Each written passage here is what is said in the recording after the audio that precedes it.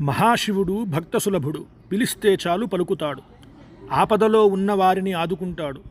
మహాశివుడు ఏకంగా హాలాహలాన్ని తన కంఠంలో దాచుకున్నాడు. అది ఆయన గొప్పతనం. మహాశివుడు తలుచుకుంటే సర్వ సంపదలను మనకి ప్రసాదించగలడు. ఆగ్రహం వస్తే అమాంతం అన్నింటినీ కూడా భస్మం చేయగలడు. భోలాశంకరుడు నిందతో స్తుతించినా కూడా తృప్తి చెందుతాడు.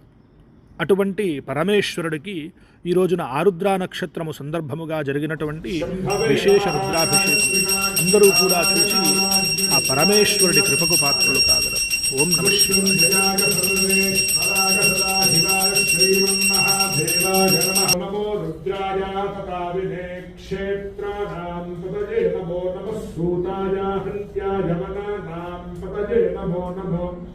रोहिताय स्थपतये वृक्षाणां धियश्च वो नमो नम आयच्छद्भ्यो विसृजद्भ्यश्च वो नमो नमो स्यद्भ्यो विद्यद्भ्यश्च वो नमो नम आसीनेभ्यश्च यानेभ्यश्च वो नमो नमः स्वपद्भ्यो जाग्रद्भ्यश्च वो नमो नमस्ते अश्वेभ्यो अश्वपतिभ्यश्च वो नमः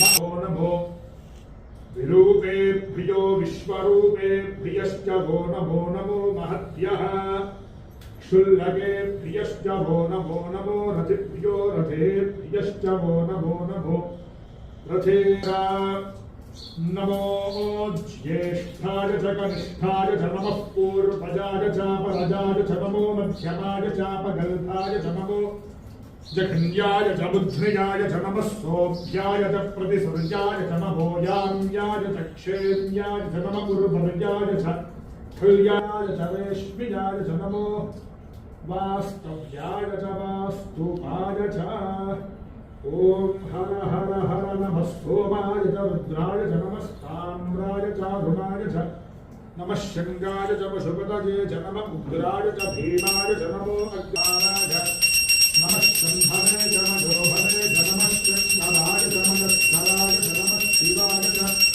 शिवकराय च नमः श्री मानोवधेः पितरं मोत मातरं त्रियामानस्तमगो रुद्ररीरिषः मानस्तोके धनजे मान आयुषमानो गोषुमानो श्वेषुरीरिषः वीरान्मानो रुद्रभामितो वधेर्हविष्मन्तो नमसा विधेमते आरात्ते गोघ्न उदपूर्णस्वभुद्रम्